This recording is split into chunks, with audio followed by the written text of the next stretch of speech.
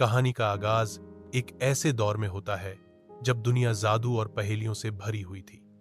एक छोटी सी सल्तनत थी जिसका नाम था नूरिस्तान।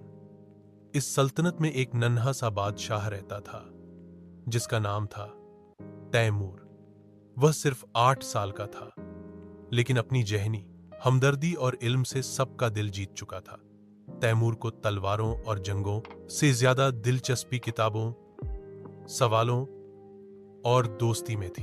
एक दिन तैमूर महल के पुस्तकालय में बैठा एक प्राचीन किताब पढ़ रहा था जब उसके दरबार के सेनापति ने आकर सूचना दी, बादशाह सलामत, कबीला जोमा अचानक अपनी बस्ती सहित गायब हो गया है। न लोग हैं, न जानवर, न झोपड़ियां, जैसे कभी थे ही नहीं। तैमूर ने आश्चर्य से आंखें फैलाईं, किताब बंद की और कहा, हमें सच्चाई का पता लगाना होगा। तुरंत तैयारियां करो, मैं खुद मुहिम पर निकलूंगा। सब हैरान रह गए कि नन्हा बादशाह खुद यह काम करेगा, लेकिन तैमूर ने फैसला कर लिया था। मुहिम का आरंभ तैमूर ने सिर्फ 3 चीजें साथ ली, अपनी दादी की किताब दिल की दुनिया, एक पुराना कंपास अपने बेमिसाल जिज्ञासा भरी अक्ल के साथ। तैमूर ने एक छोटे घोड़े पर सवार होकर सफर का आगाज किया। उसके साथ उसका खास दोस्त क्लियो भी था, जो एक बोलने वाला तोता था। क्लियो न सिर्फ मजाक करता था, बल्कि किताबें भी पढ़ता था और नक्शे भी समझ लेता था। रास्ते में वे एक सुनसान घाटी में पहुंचे जहां एक बड़ी मकड़ी जाल में बैठी थी। उसका नाम था मकड़ी राज, जो सिर्फ पहेलियों के बदले रास्ता देती थी।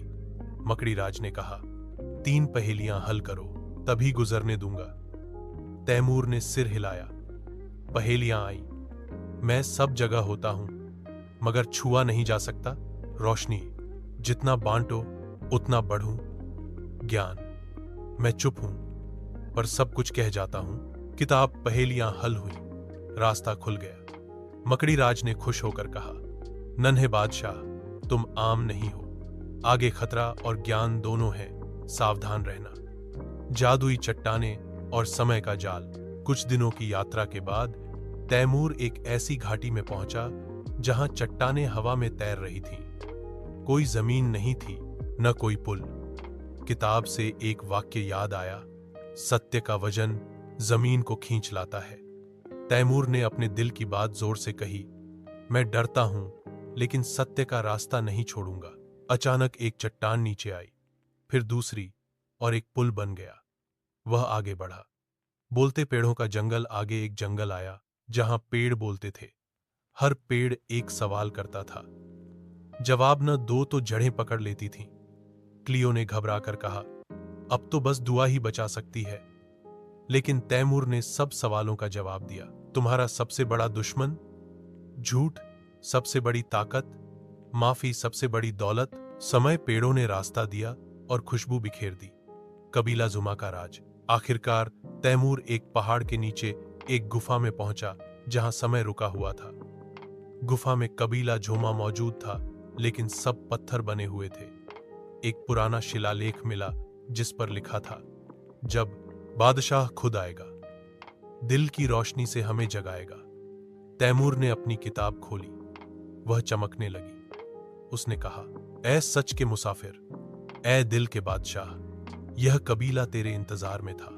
न तलवार, न जंग, सिर्फ हमदर्दी ही कोहफल तोड़ सकती है। तैमूर ने आंखें बंद की, दिल से दुआ की और कबीले से माफी मांगी। अगर मेरी सल्तनत ने कभी तुमसे ज्यादती की हो, मैं माफी मांगता हूं। एकदम रोशनी फैली, पत्थर टूटने लगे, लोग जागने लगे, बच्चे हंसने लगे, जानवर दौड़ने लगे। सच का ताज कबीले के बुजुर्ग आगे बढ़े और कहने लगे, तैमूर, तुम सिर्फ बादशाह नहीं, तुम दिल के राजा हो। तुमने हमदर्दी, ज्ञान और सच से हमें आजाद किया। उन्होंने तैमूर को एक ताज पहनाया जो रोशनी से बना था। वह कोई सोने चांदी का ताज नहीं था, बल्कि एक सच्चा बादशाही ताज। वापसी तैमूर कबीले के साथ वापस नूरिस्तान पहुंचे।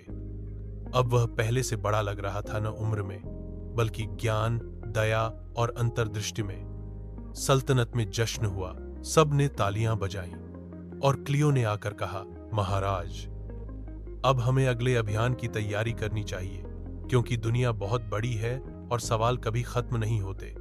तैमूर ने मुस्कुराते हुए कहा, सच यही है, अंत। मगर अभियान कभी खत्म नहीं होता।